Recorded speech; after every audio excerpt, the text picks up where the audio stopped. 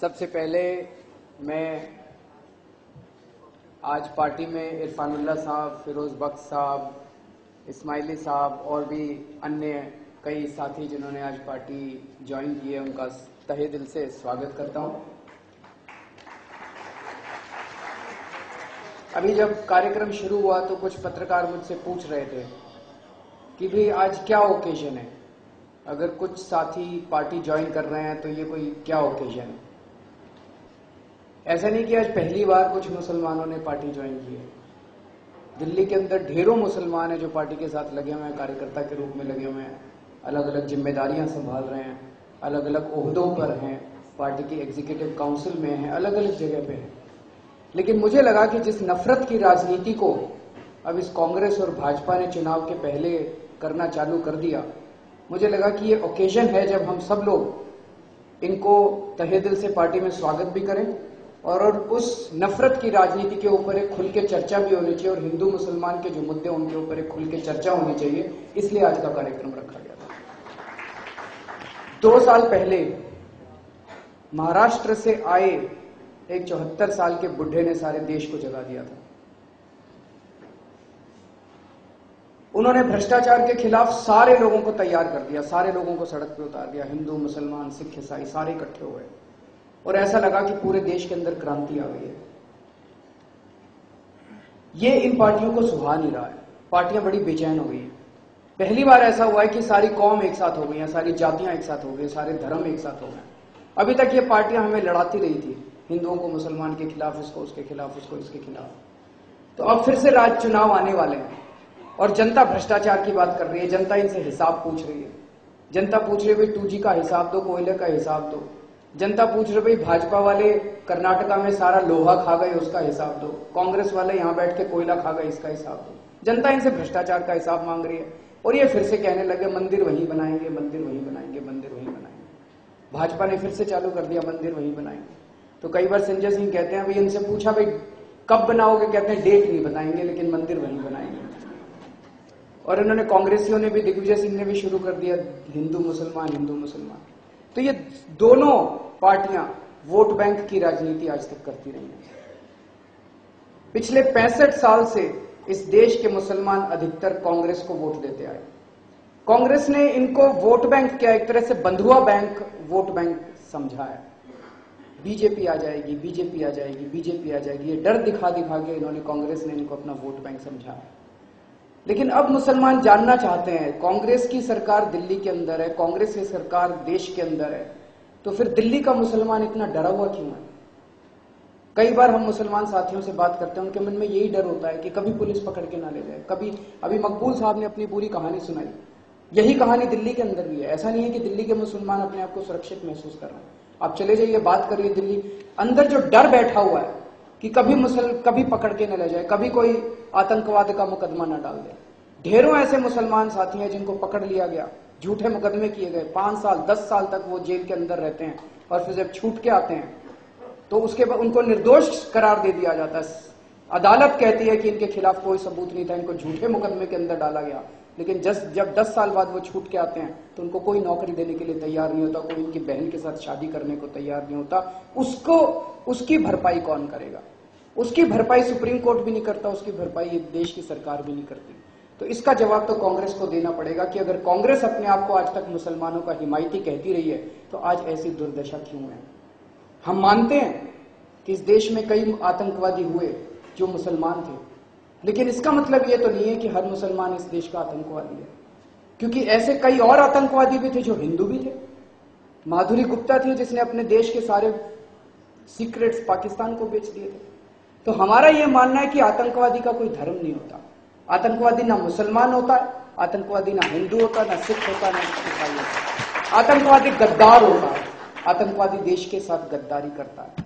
तो इसीलिए किसी एक कौम के ऊपर ये चिपका देना ये ठीक नहीं है। तो कांग्रेस, दूसरा, अभी तक कांग्रेस ने किया क्या?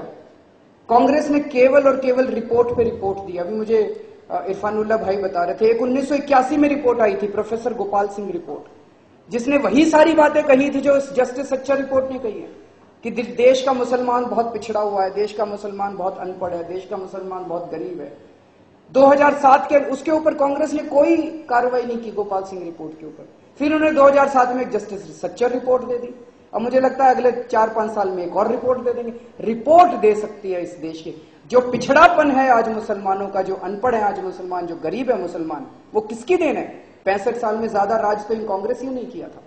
अगर कांग्रेस अपने आप को हिमायत मानती है मुसलमानों को, तो कांग्रेस से हिसाब मांगेगा मुसलमान कि आपने किया क्या आज तक हम लोगों के लिए। कांग्रेस मुसलमानों को अपना वोट बैंक मानती है और बीजेपी हिंदुओं को अपना वोट बैंक बनाना चाहती है। हम लोगों को अब देश के लोगों को समझना पड़ेगा, ना कांग्रेसियों ने मुसलमानों के लिए कुछ किया, ना बीजेपी वालों ने हिंदुओं के लिए कुछ किया। उन्होंने केवल और केवल वोट बैंक की राजनीति की है। हम लोगों को वोट बैंक समझा है, इंसान नहीं समझा। हमारे लिए कुछ नहीं किया, केवल अपने घर भरे हैं। और समय आ गया जब हम सब लोगों को इकट्ठा होना पड़ेगा। 1984 के अंदर दिल्ली में सिखों का कत्लेआम हुआ और सिखों ने जाके बीजेपी के साथ सांठगांठ कर ली, बीजेपी के पास चले गए सिख। 2002 में गुजरात में मुसलमानों का कत्लेआम हो गया और मुसलमानों ने कांग्रेस का सहारा ले लिया। ना बीजेपी वाले हिंदुओं के लिए कुछ करते, सिखों के लिए कुछ करते, और ना कांग्रेस वाले।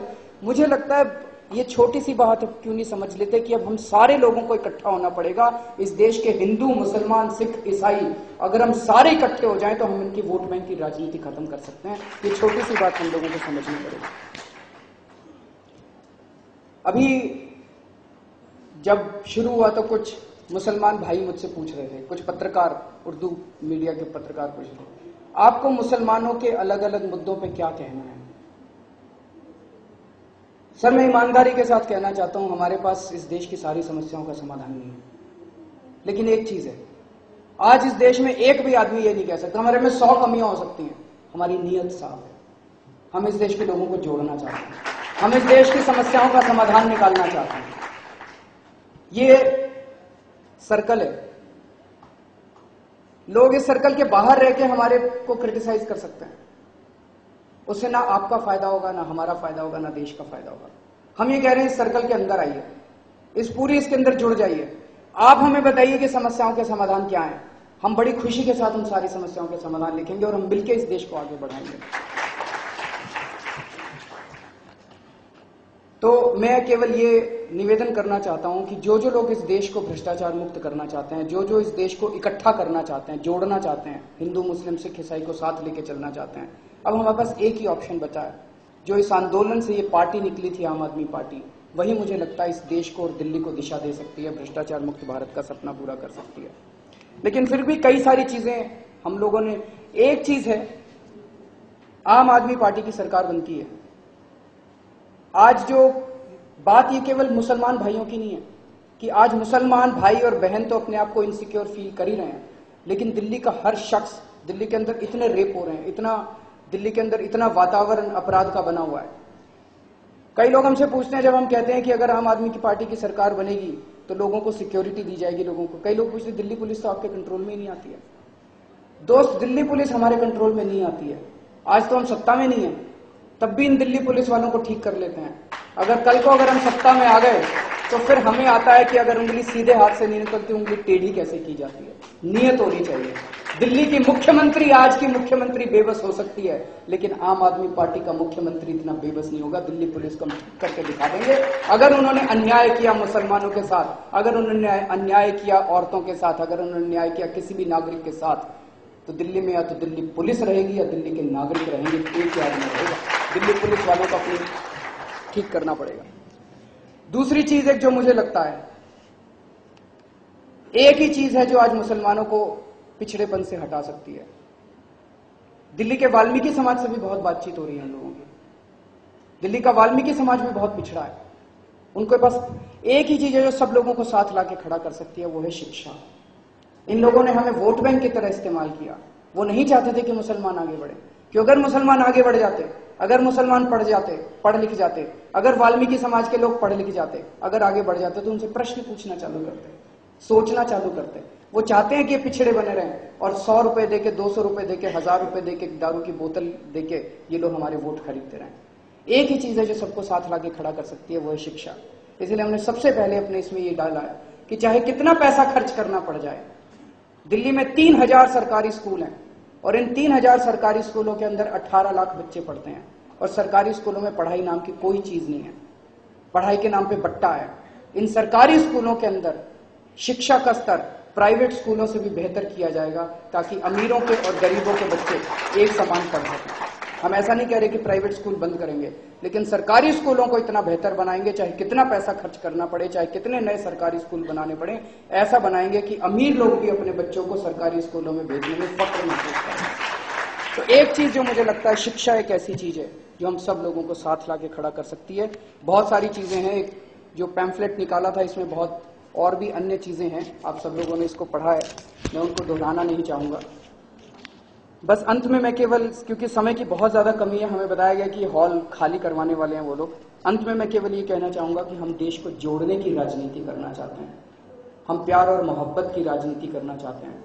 आज तक इन लोगों ने देश को तोड़ने की राजनीति की है, इन्होंने हम लोगों में जहर भरने की राजनीति पैदा की है।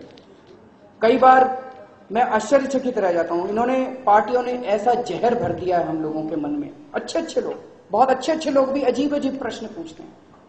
जैसे मैं महाराष्ट्र गया, एयरपोर्ट पे उतरा तो कुछ साथियों ने आके मेरे सर पे टोपी पहना दी जिसमें लिखा था मराठी में, मी आम आदमी आहे, मैं आम आदमी हूं।